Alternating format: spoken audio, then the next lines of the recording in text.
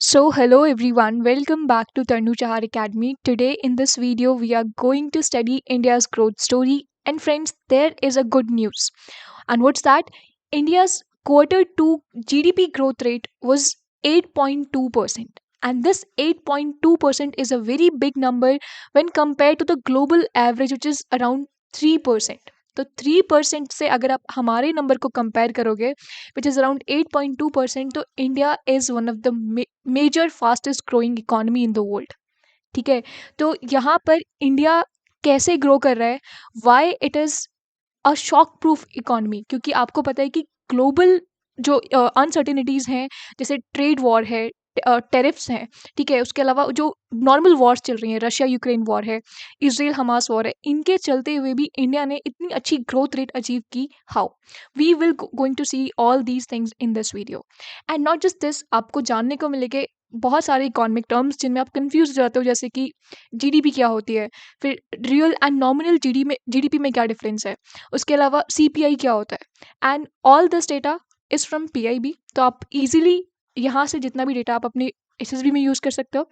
And this is very important news for your SSB, क्योंकि लेक्चरेट्स में Indian economy से related news articles अगर आप पढ़ के जाते हो तो वो वहाँ पे बहुत यूज़फुल रहता है. एंड ड्यूरिंग द डिस्कशंस में there are multiple questions which are related to the financial things और द इकोनॉमिकल थिंग्स. तो वहाँ पर अगर आप ये जो डेटा है उसको यूज़ करोगे तो your statements will be more powerful than others.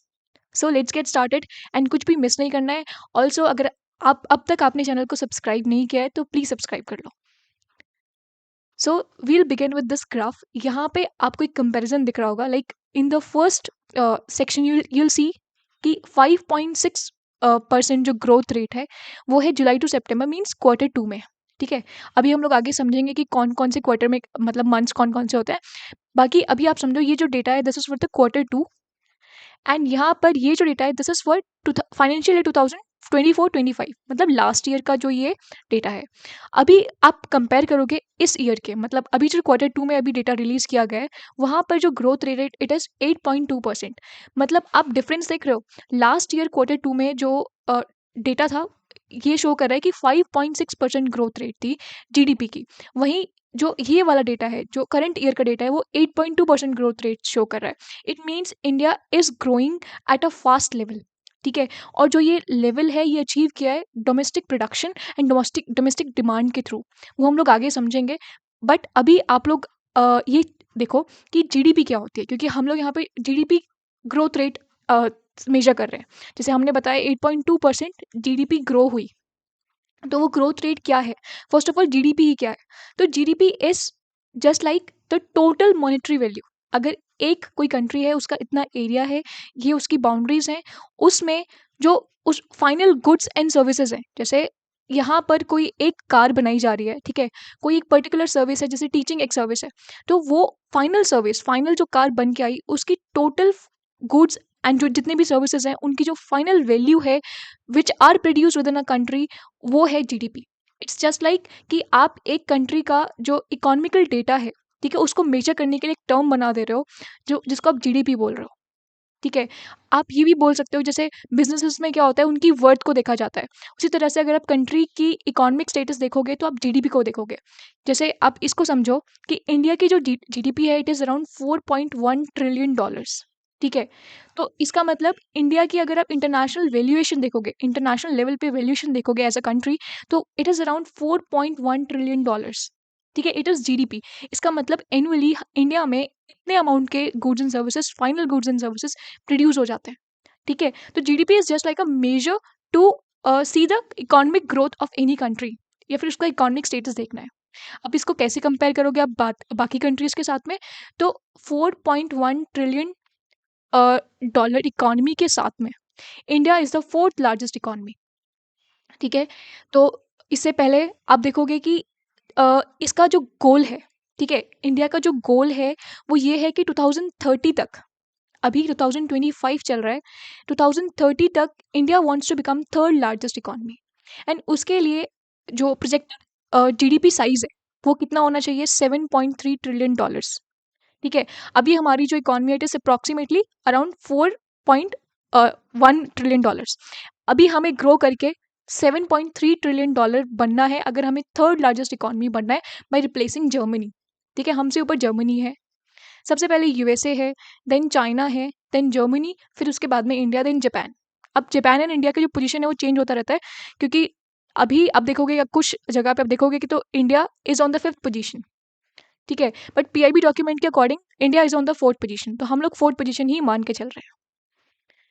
हमारे बाद में जापान है, तो अभी रिसेंटली हमने जापान को ओवरटेक किया था, एंड अभी हम लोग चाहते हैं कि जर्मनी को रिप्लेस करके we want to become the third largest economy in the world, and उसके लिए India have to become the manufacturing hub, क्योंकि यहाँ पर जो डोमेस्टिक डिमांड है it is the main driver of all economic activities. ठीक है, अभी हम देखते हैं नेक्स्ट चीज़, क्योंकि हम लोग अभी डिस्कस कर रहे थे Q2। ठीक है, तो ये Q2 एंड Q1 क्या होता है? देखो, जीडीपी जो होती है, जैसे एक कंट्री में जो गुड्स एंड सर्विसेज हैं वो कितने प्रोड्यूस हुए उनको काउंट करने के लिए देयर आर टाइम पीरियड्स। एक तो आप काउंट कर रहे हो एनुअली। ठीक है, जैसे अभी मैंने बोला कि $4.1 ट्रिलियन इकॉनमी है, वो हमने एनुअली काउंट किया हुआ है लास्ट ईयर। हम उसको, फिर उसके अलावा भी देयर आर ऑप्शंस। हम लोग जो हमारी जीडीपी है उसको फॉर इवेल्युएट करते हैं on the basis of quarters. ठीक है, हमने क्या एक ईयर को 4 क्वार्टर्स में डिवाइड कर दिया है, क्योंकि 12 मंथ्स हैं। ठीक है, डिवाइडेड बाय 4, तो 3 मंथ्स का एक क्वार्टर हो गया। जैसे कि इंडिया का जो एक फाइनेंशियल ईयर होता है, आपको पता है इंडिया का जो फाइनेंशियल ईयर है वो स्टार्ट होता है 1 अप्रैल से 31 मार्च तक। ठीक है, वो खत्म होता है 31 मार्च पे नेक्स्ट ईयर में। तो नॉर्मली सभी कंट्रीज़ में ऐसा नहीं होता, क्योंकि नॉर्मली सभी कंट्रीज़ में जनवरी से दिसंबर तक जो पीरियड है वो चलता है 1 ईयर का। बट इंडिया में ऐसा नहीं होता है। इंडिया में हम लोग जो हमारा फाइनेंशियल ईयर है वो 1 अप्रैल से 31 मार्च तक चलता है। तो उसके अकॉर्डिंग जो हमारा फर्स्ट क्वार्टर है, जो 3 मंथ का क्वार्टर होना चाहिए, वो अप्रैल टू जून हुआ। ठीक है, एंड Q2 जिसके बारे में हम लोग अभी बात कर रहे थे कि जिसका जो ग्रोथ रेट है, जीडीपी ग्रोथ रेट है, वो आया है 8.2%, वो जुलाई टू सितंबर है। ठीक है, उसके बाद में अभी जो नेक्स्ट जो हम लोग अभी देख रहे हैं, जिसमें नवंबर में अभी हम लोग हैं, तो यहाँ पर अक्टूबर टू दिसंबर हमारा Q3 है। देन फाइनली Q4 जो है वो जनवरी टू मार्च है। ठीक है, तो अप्रैल से स्टार्ट होके मार्च पे खत्म हो रहा है एक फाइनेंशियल ईयर। इसमें हमने एक फाइनेंशियल ईयर को 4 पार्ट्स में डिवाइड किया, जिनको हमने 4 क्वार्टर्स बोल दिया है, एंड 1 क्वार्टर हैज़ 3 मंथ्स। तो अगर मैंने बोला कि 8.2% ग्रोथ हुई है, तो इसका मतलब क्या है? देखो, ग्रोथ का मतलब क्या होता है कि अगर पहले 100 किसी की वैल्यू है, अगर उसमें हम लोग 8.2% ग्रोथ कर रहे हैं, तो इसका मतलब उसमें 8.2 आप ऐड कर दो। ठीक है, मतलब 8.2% आप ऐड कर रहे हो, तब जाके वो 108.2 इतना बन रहा है उसका वैल्यू। 100 से वो कितना बन रहा है? 108.2। इसका मतलब क्या हुआ कि उसने 8.2% की ग्रोथ की है। उसी तरह से इंडिया ने अगर 8.2% की ग्रोथ की है, इसका मतलब जो प्रीवियस वैल्यू है उससे 8.2% हम नेक्स्ट आगे जा रहे हैं। ओके, तो ये आप लोग यहाँ पे देख सकते हो। जो हमने लास्ट ग्राफ देखा था वो यही था कि जुलाई टू सितंबर जो लास्ट क्वार्टर था, Q2 लास्ट ईयर में, फाइनेंशियल ईयर 2024-25 में, तो उससे हमारी जो ग्रोथ रेट है वो इंक्रीज हुई है, and the number is 8.2%, and this is a very big number, क्योंकि आप कंपेयर कर रहे हो ग्लोबल एवरेज से, जो कि है अराउंड 3%। 3% से इंडिया काफ़ी आगे है। अब ग्लोबल एवरेज का क्या मतलब है? बाकी कंट्रीज किस हिसाब से ग्रो कर रही हैं, उनका एवरेज। ठीक है, now on the next slide you can see this table, and this table is simply the representation of that bar graph जो हमने लास्ट में अभी ये पढ़ा है, like this bar graph। And यहाँ पर आप देख रहे हो कि इस टेबल में भी वही सेम चीज़ लिखी हुई है कि फाइनेंशियल ईयर 2025-26 में Q2 में, ठीक है, 8.2% की ग्रोथ हुई है। वहीं अगर हम लोग कंपेयर करें लास्ट ईयर फाइनेंशियल ईयर जो था 2024-25 के Q2 से, तो ग्रोथ इज 5.6%। ठीक है, it is more, like 8.2% is the bigger growth. And उसके बाद में अगर आप कंपेयर करें वर्ल्ड से, तो जो प्रोजेक्टेड वर्ल्ड एवरेज है अकॉर्डिंग टू IMF, वो कितना है? 3.2%। एंड उससे भी इंडिया बहुत आगे है, अराउंड 2.5 टाइम्स आगे है। ठीक है, तो इंडिया इतना आगे है वर्ल्ड से, एंड जो उसकी प्रीवियस एंट्री थी किसमें, Q2 में, उससे भी बहुत आगे है। ठीक है, नाउ लेट्स मूव फॉरवर्ड। अभी हम लोग यहाँ पे आप देख रहे हो, यहाँ पे एक चीज़ दिख रही है, रियल जीडीपी। ठीक है, इंडियाज रियल जीडीपी, उसके यहाँ पे भी आप देख रहे हो इंडियाज रियल जीडीपी। तो ये रियल जीडीपी क्या है? एंड हम लोग इस रियल जीडीपी को ही इतना कंसिडर क्यों करते हैं? नॉमिनल जीडीपी को आप इतना कंसिडर क्यों नहीं करते हो? आपको जब आप पूरा डेटा निकल के आता है बाय द गवर्नमेंट, तो वो जो डेटा है उसमें नॉमिनल जीडीपी भी होती है एंड रियल जीडीपी भी होती है। बट किसी भी कंट्री की अगर आपको वैल्यूएशन देखनी है, उसकी वर्थ देखनी है, तो आप रियल जीडीपी को देखते हो। ठीक है, वाई? तो उसको हम देखते हैं अभी इन द नेक्स्ट स्लाइड। देखो, nominal GDP and real GDP में डिफरेंसेस हैं। And nominal GDP is just like कि आप रियल ग्रोथ नहीं देख पाओगे। अगर आप नॉमिनल जीडीपी देखोगे तो मे बी आप रियल ग्रोथ नहीं देख पाओ। क्यों? आप इस टेबल के थ्रू समझो। अब देखो, यहाँ पे मैंने एक एग्जांपल लिया है। There is an economy, suppose India ही है। इंडिया में केवल पिज़्ज़ाज प्रोड्यूस होते हैं। And हमने अभी जीडीपी के बारे में पढ़ा था कि जीडीपी क्या होता है, कि एक ईयर में या फिर कोई भी एक पर्टिकुलर टाइम पीरियड में कितना क्वांटिटी में कोई जो गुड्स है या फिर सर्विसेज है वो प्रोड्यूस हो रही है, उनकी टोटल वैल्यू क्या है। It is that GDP. Suppose हम लोग एक एग्जाम्पल लेके चल रहे हैं कि ये 2024 है, ये 2025 है। ठीक है, तो यहाँ पर क्या हो रहा है कि इंडिया में पहले 100 पिज़्ज़ाज प्रोड्यूस हो रहे हैं इन ईयर 2024। ठीक है, एंड उनकी जो रेट है एक पिज़्ज़ा की वो $10 है। ठीक है, आप रुपीज़ भी मान के चल सकते हो। It is just an example. अब इनकी जब आप जीडीपी कैलकुलेट करोगे तो क्या होगा कि 100 पिज़्ज़ा है, एक की वैल्यू ₹10 है, तो 100 की कितनी होगी?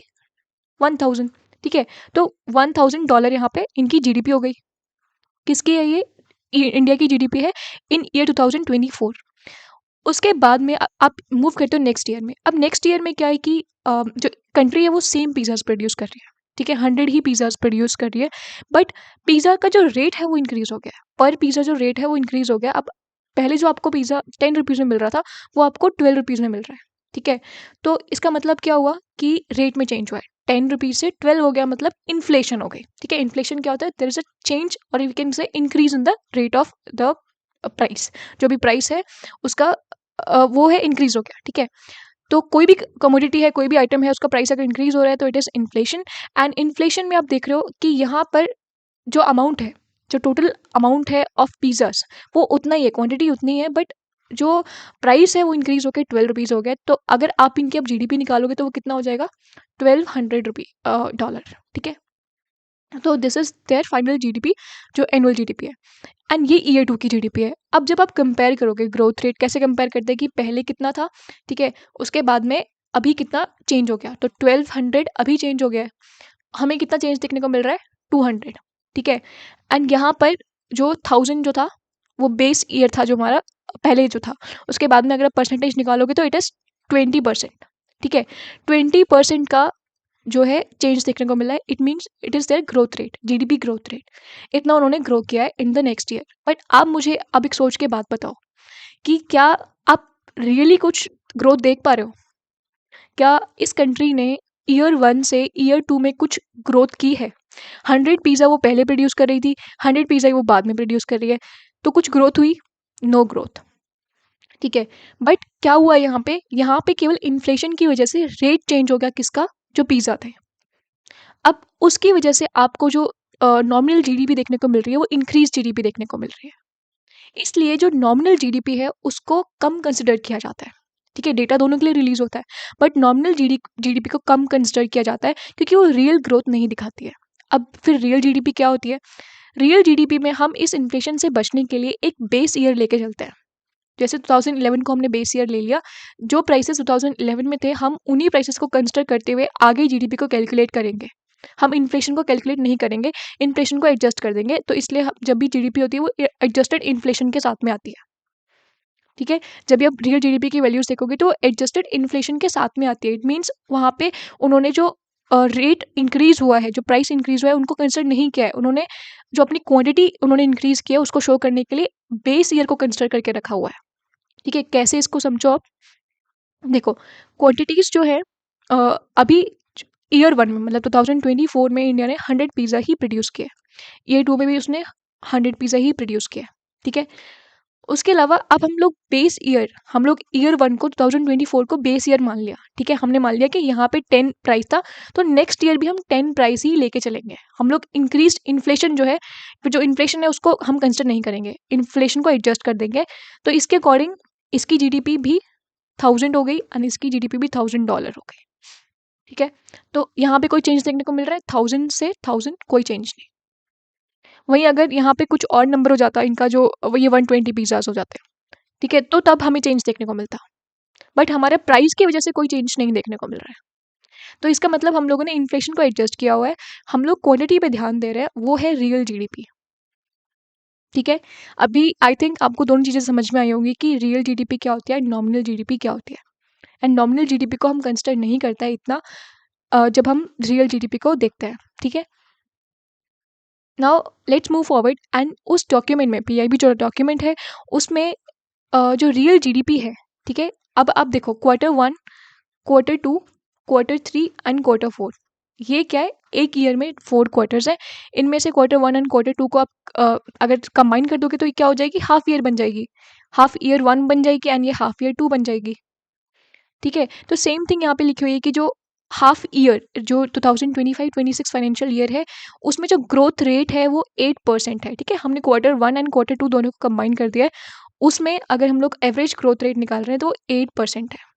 और अगर आप प्रीवियस ईयर से कंपेयर करोगे तो वो 6.1% थी हाफ ईयर की। ठीक है, हाफ ईयर 2024-25 के लिए 6.1% थी, बट अभी जो करंट ईयर है उसमें 8% है, मतलब देर इज एन इंक्रीज। ठीक है, अभी हमारे लिए जो नेक्स्ट पर्पस है वो ये है कि हम लोग ये पढ़ें कि रीजंस क्या है हमारी इतनी अच्छी ग्रोथ के लिए। ठीक है, यहाँ पे आप देख रहे हो कि हर इकोनॉमी में देर आर 3 सेक्टर्स।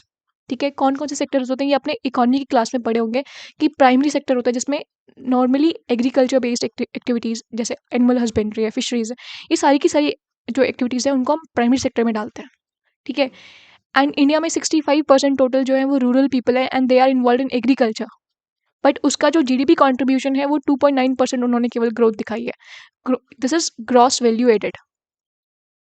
ठीक है, उसके बाद में अब हमारी जो ग्रोथ है वो 2 पिलर्स पे टिकी हुई है। First is this tertiary sector. ठीक है, टर्शरी सेक्टर में नॉर्मली क्या होता है, जो सर्विसेज प्रोवाइड की जाती हैं जैसे हॉस्पिटल सर्विसेज है। ठीक है, उसके बाद में health care, sorry hospital and health care both of them are similar. उसके बाद में टीचिंग सर्विसेज हैं और कोई भी सर्विसेज है, बैंकिंग है, तो ये जो सर्विसेज हैं उनमें इंडिया को एक मैसिव ग्रोथ देखने को मिली है। इट इज़ 9.3% एंड ये क्या टू डिजिट नंबर के पास पहुंचने वाला है। तो यहाँ पर अराउंड 9.3% ग्रोथ देखने को मिली है। एंड सेकेंडरी सेक्टर जिसको मैन्युफैक्चरिंग सेक्टर भी बोलते हैं, जहाँ पे मैन्युफैक्चरिंग इंडस्ट्रीज ये सारी की सारी एक्टिविटीज़ जो है वो कंट्रीब्यूट करती है, वहाँ पर 7.6% ग्रोथ देखने को मिली है। Again it is a very big number. तो जो तीनों सेक्टर्स हैं, प्राइमरी, सेकेंडरी एंड टर्शियरी, उनमें से इन दोनों सेक्टर्स की वजह से जो अभी हमें 8.2% ग्रोथ देखने को मिली है वो इन दोनों के पीछे रीज़न है। लाइक इसके पीछे ये दोनों रीज़न है। ठीक है, अभी आप, मैं बहुत बार आपको न्यूज़ में पढ़ाती हूँ कि डिफेंस मैन्युफैक्चरिंग जो है वो इंक्रीज़ होती जा रही है। इंडिया केवल मैन्युफैक्चरिंग ही नहीं इंक्रीज़ कर रहा है, एक्सपोर्ट्स भी इंक्रीज़ कर रहा है in terms of defence sector. आप देखते होंगे कि इंडिया में इंडिजनाइज्ड जितनी भी वेसल्स हैं, अभी हमने आईएनएस माही के बारे में पढ़ा, तो आईएनएस माही में 85% तक इंडिजनाइज्ड कंटेंट था। तो वो क्या है, मैन्युफैक्चरिंग सेक्टर में आ रहा है। ठीक है, बाकी टेक्सटाइल है, बहुत सारी चीज़ें हैं जो ऐसे मैन्युफैक्चरिंग सेक्टर में आती हैं। ठीक है, जो हमारा टर्शरी सेक्टर जिसमें सर्विसेज आती हैं, तो आपने देखा होगा जो बैंकिंग सर्विसेज हैं, बाकी जितनी भी सर्विसेज हैं, they are growing at a fast pace. तो उन सब की वजह से जो हमारी इकॉनमी है वो भी ग्रो कर रही है। एंड हम लोग ग्रो कर रहे हैं क्योंकि हमारे जो कंट्री है उसमें डोमेस्टिक डिमांड जो है इट इज़ इंक्रीजिंग। ठीक है, हम लोग डिपेंडेंट नहीं है कि कोई एक्सटर्नल कंट्री की डिमांड्स पे हम लोग डिपेंडेंट नहीं है। अब आप देखो जो नेक्स्ट टेबल है उसमें आपको देखने को मिलेगा इंडेक्स ऑफ इंडस्ट्रियल प्रोडक्शन। अब ये क्या होता है, अभी मैंने जस्ट बोला कि यहाँ पर आप देख रहे हो जो सेकेंडरी सेक्टर है जिसमें मैंने बताया कि मैन्युफैक्चरिंग जो सेक्टर है वो आ रहा है। ठीक है, इंडस्ट्रीज वगैरह है, जितनी भी मैन्युफैक्चरिंग रिलेटेड एक्टिविटीज़ होती हैं, माइनिंग वगैरह है, वो सब इसमें काउंट होती हैं सेकेंडरी में। ठीक है, तो ये जो 7.6% ग्रोथ है, अगर इसको आपको इसका प्रूफ चाहिए तो आप चलो सीधा इंडस्ट्रीज के पास में।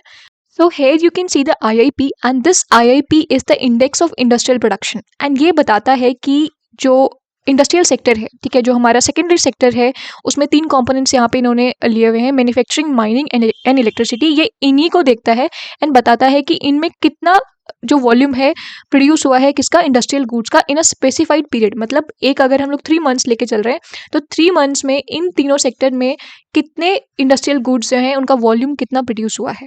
ठीक है, अभी यहाँ पर जो आईआईपी इंडेक्स है वो ये शो कर रहा है कि 4% ग्रोथ देखने को मिली है। इसका मतलब क्या है कि अगर पिछले क्वार्टर में 100 गुड्स प्रोड्यूस हो रहे थे इन तीनों सेक्टर से, तो अभी उनमें 4% ग्रोथ देखने को मिली है, 104 गुड्स प्रोड्यूस हो रहे हैं। मतलब यहाँ पर जो इंडेक्स है वो ये शो कर रहा है कि manufacturing sector, mining sector, electricity, ये तीनों के तीनों ग्रो कर रहे हैं एंड इनकी वजह से जो हमारा सेकेंडरी सेक्टर है उसमें आपको ये 7.6% की ग्रोथ देखने को मिली है। ठीक है, एंड ये जो हमारा सेकेंडरी सेक्टर होता है it is just like a steel frame for any house. अगर आप एक जो कंट्री है उसकी जो इकॉनमी है उसको एक हाउस की तरह लेके चलते हो तो उसमें जो स्टील फ्रेम का काम करती है वो सेकेंडरी सेक्टर होती है। ठीक है, क्योंकि इंडस्ट्रीज जो है वो प्रोडक्शन कर रही हैं एंड प्रोडक्शन से ही जो हमारी डोमेस्टिक डिमांड है वो पूरी हो पाएगी। ठीक है, तो यहाँ पर हमारा जो secondary sector it is growing at a fast pace and ये जो ग्रोथ है यहाँ पर ये आप आईआईपी के थ्रू देख सकते हो। अब इसके अंदर भी देयर इज़ वन थिंग कि यहाँ पे आईआईपी 3 चीज़ों को मेजर कर रहा है, मैन्युफैक्चरिंग, माइनिंग एंड इलेक्ट्रिसिटी। तो मैन्युफैक्चरिंग सेक्टर में पर्टिकुलरली 4.8% का एक्सपेंशन देखने को मिला है। एक्सपेंशन, ठीक है, एक्सपेंशन के मतलब यहाँ पर और इंडस्ट्रीज और मैन्युफैक्चरिंग चीज़ें जो जितनी भी रिलेटेड एक्टिविटीज़ हैं मैन्युफैक्चरिंग वो इंक्रीज होती जा रही है। फॉर एग्जांपल हम लोग जब मैन्युफैक्चरिंग पढ़ते हैं डिफेंस में, आपने पढ़ा होगा कि आईएनएस माहे है जो अभी रिसेंट मैंने आपको एक न्यूज़ एनालिसिस बताया था। आईएनएस माहे जो है वो अभी रिसेंटली कमीशन हुई, उसमें 80% तक जो था वो इंडिजिनस प्रोडक्ट जो जितना भी वहाँ पे यूज़ किया गया था मटेरियल वो 80% तक इंडिजनाइज था। इसका मतलब हम लोग मैन्युफैक्चरिंग कर रहे हैं एंड मैन्युफैक्चरिंग में हमारा जो मेन एम है ये है कि हम लोग इंडिजनाइज चीज़ों को प्रोड्यूस करें, इंडिया में खुद के कंट्री में हम लोग चीज़ों को प्रोड्यूस करें। ठीक है, तो एक्सपेंशन देखने को मिला है। उसके बाद अगर आपको ये जानना है कि किसी भी कंट्री में ये जो जीडीपी है, ठीक है, वो हमें ये शो नहीं कर रही कि वो कंट्री की जो इकॉनमी है वो स्टेबल है या नहीं है। उसके लिए आपको देखना पड़ेगा कि जो इन्फ्लेशन है वो क्या है, उसका वैल्यू क्या है एंड वो किस तरह से किसी कंट्री में प्रेजेंट है। तो अगर इन्फ्लेशन वैल्यू, इन्फ्लेशन जो रेट है, अगर वो कम हो रही है, अब इन्फ्लेशन का मतलब क्या होता है, inflation is the change in the price of a commodity increase. ठीक है, आपको अगर 10 रुपीज़ की कोई चीज़ मिल रही थी अब वो 12 रुपीज़ की हो गई, तो इसमें यहाँ पे 2 रुपीज़ का चेंज देखने को मिला है, इंक्रीज देखने को मिला है, दैट इज इन्फ्लेशन। ये जो इन्फ्लेशन है ये आपको मजबूर करती है कि आप चीज़ों को कम खरीदो। ठीक है, क्वांटिटी कम खरीदो। वहीं अगर इन्फ्लेशन कम होगा, ठीक है, तो आप ज़्यादा चीज़ें खरीदोगे। ठीक है, अगर प्राइस इंक्रीज नहीं होगा, अगर आप जो प्याज है, ठीक है, अनियन है, उसको आप पहले कम सपोज 50 रुपीज़ में खरीद पा रहे हो तो आप इजीली उसकी ज़्यादा क्वांटिटी बाय करोगे। अगर आप उनको अभी 100 रुपीज़ में खरीद रहे हो तो आप उनकी कम क्वांटिटी बाय करोगे। तो डिमांड एंड सप्लाई में भी चेंज देखने को मिलता है अगर इन्फ्लेशन किसी कंट्री में ज़्यादा होती है। ठीक है, तो अगर इन्फ्लेशन कम होगी तो कंट्री की जो इकॉनमी है it is more stable. And इसको इन्फ्लेशन को अगर आप इन्फ्लेशन रेट देखनी है तो उसके लिए आप देखो सीपीआई। ठीक है, विच शोज कि जो कंज्यूमर है, ठीक है, आप कंज्यूमर कौन है, हम लोग कंज्यूमर है। हम लोग क्या है, हम लोग एक एवरेज कंज्यूमर है। हमारी एक पर्टिकुलर बास्केट में अगर हम लोग देखें तो देयर आर पर्टिकुलर थिंग, जैसे हम लोग जो नॉर्मल ग्रोसरीज है, हमारा जो अगर कोई रेंट वगैरह है, ठीक है, फ्यूल है, हमने कुछ ऐसे आइटम्स ले लिए। ठीक है, इन आइटम्स को मैं ट्रैक कर रही हूँ, जैसे आप नॉर्मली ऑनलाइन शॉपिंग जो साइट्स होती है उनमें ट्रैक करते हो कि जो मेरा एक प्रोडक्ट है उसका वैल्यू पहले मार्च में इतना था बट अभी वो ड्रॉप हो गया है। ठीक है, अभी जब न्यू सेल आई थी तो उसमें जो उसकी जो वैल्यू वो ड्रॉप हो गई। वैसे ही क्या होता है, जो सीपीआई होता है just consumer price index, it tracks your basket. ठीक है, एक एवरेज कंज्यूमर है उसकी जो एक बास्केट है जिसमें वो क्या क्या गुड्स रखता है, क्या क्या सर्विसेज रखता है, उनको वो ट्रैक करता है and on the basis of that वो पता लगाता है कि कितना प्राइस में इंक्रीज हुआ और कितना डिक्रीज हुआ। ठीक है, तो सीपीआई जो होता है consumer price index, it tracks the cost of your groceries, fuel and utilities.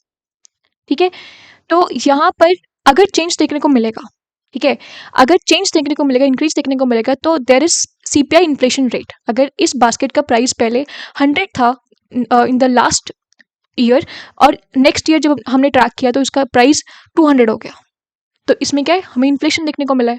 और ये जो इन्फ्लेशन रेट होता है it tells you how much the basket price has increased और डिक्रीज्ड, दोनों हो सकता है। ठीक है, अगर ये 100 था अब 80 हो गया तो डिक्रीज हो गया।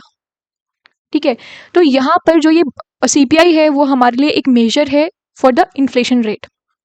मैंने यहाँ पे एग्जाम्पल दिया आपको कि कोई भी एक लाइक फिक्स बास्केट हमने ले ली जिसमें कुछ आइटम्स हैं, उसके अकॉर्डिंग हम लोग सीपीआई को मेजर कर रहे हैं, एंड उसमें हम लोग देखा कि फर्स्ट ईयर में जो उस बास्केट की जो वैल्यू है वो 10,000 रुपीज़ है, बट ईयर 2 में वो इंक्रीज होकर 10,500 हो जाती है, मतलब 5% का हमें चेंज देखने को मिला है, एंड दैट इज इन्फ्लेशन। 5% हमारी इन्फ्लेशन है।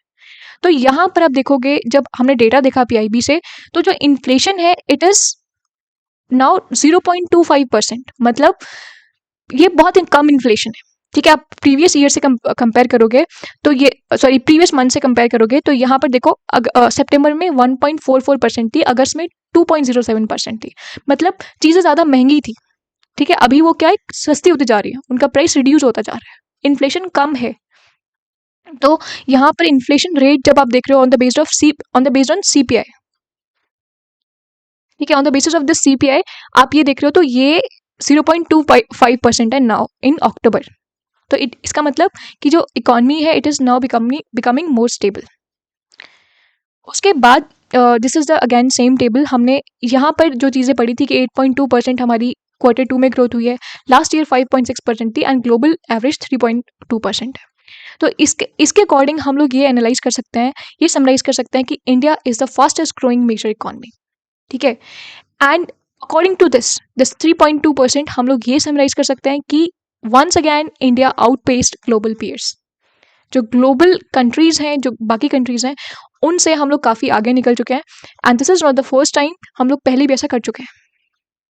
ठीक है, तो ये पर्टिकुलर नंबर्स ये आपको ध्यान देने चाहिए, and these numbers are very important जब आपको इंडिया को प्रेज करना है, इंडिया की अच्छाई बतानी है। ठीक है, in terms of economy. Now the next question and the big question is कि ये इंडिया ऐसे इतने ग्लोबल टर्मोइल के बीच में इतनी शॉक प्रूफ इकॉनमी कैसे सस्टेन कर पा रहा है। ठीक है, शॉक प्रूफ सस्टेन इकॉनमी क्या होती है कि आपके ऊपर बाहर से टेरिफ्स, ठीक है, वॉर, जो वॉर है वो बहुत चीज़ों को अफेक्ट करती है। ठीक है, स्पेशली इकॉनमी, क्योंकि वॉर्स में क्या होता है कि मोस्टली चीज़ें जो क्या है वो बैन हो जाती है, सैंक्शन हो जाते हैं, तो उसकी वजह से हम लोग क्या है, जो बाकी कंट्रीज हैं उनके ऊपर रिस्ट्रिक्शंस लग जाते हैं। जैसे अब रशियन ऑयल है, ठीक है, रशियन ऑयल को हम लोग बाय तो कर रहे हैं, बट हमारे ऊपर सैंक्शंस लगा दिए गए हैं, 25% सैंक्शंस लगा दिए गए हैं, जिसके बाद में हम लोग उसको कम बाय कर पाएंगे। तो टेरिफ्स हैं, ठीक है, टेरिफ्स इंडिया के ऊपर ऑलरेडी 50% टेरिफ्स यूएस ने लगाए हैं। तो इन सब ग्लोबल टर्मोइल के बीच में इंडिया ने 8.2% की ग्रोथ दिखाई है। How? So there are three things, आप समझना है अगर इसको, तो देर आर थ्री थिंग्स, क्योंकि जो इंडिया की जो ग्रोथ है it is dependent on domestic demand. जो बाहर का स्टॉर्म होता है, ठीक है, जैसे we are considering this thing as storm, जो जितनी भी चीज़ें बाहर से टर्मोइल की तरह वर्क कर रही हैं, they are the storm for India. Storm क्या करता है? Storm adversely effects any house.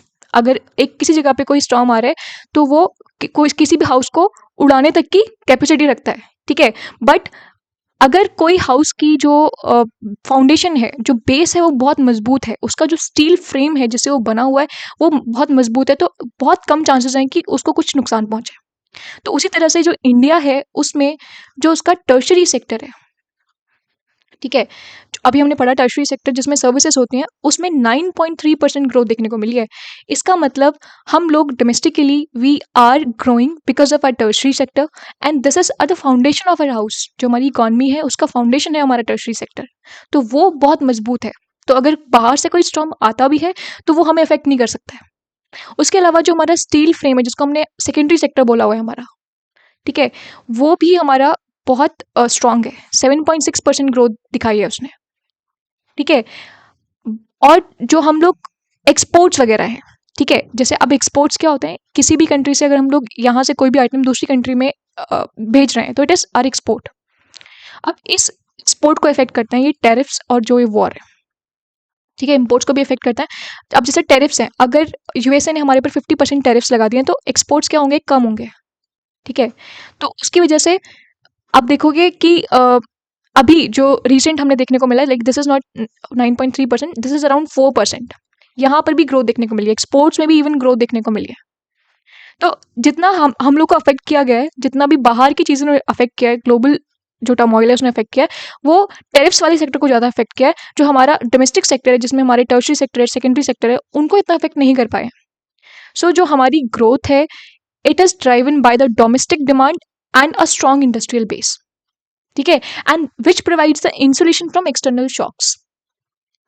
तो अभी आप समझ रहे हो कि हमारी जो इकोनॉमी है उसमें इतनी मैसिव ग्रोथ कैसे दिखने को मिली है despite of the global turmoil, ठीक है। यहाँ पर like this is the same graph जो मैंने अभी जस्ट आपको बताया कि हमारे जो एक्सपोर्ट्स हैं दे ऑल्सो इंक्रीज्ड, क्योंकि यहाँ पे देखो अगस्त में से और ये अप्रैल अक्टूबर 2024 एंड दिस इज अप्रैल अक्टूबर 2025, मतलब यहाँ पे आप हाफ 1 ईयर ही मान लो, जो हाफ ईयर है फर्स्ट वाला, उसमें आप देख रहे हो कि 4.8% ग्रोथ देखने को मिला in exports. That was due to some other reason, क्योंकि अभी टैरिफ्स लगा दिए गए तो जल्दी जल्दी जो एक्सपोर्टर्स उन्होंने एक्सपोर्ट किया, that's why we saw an increase.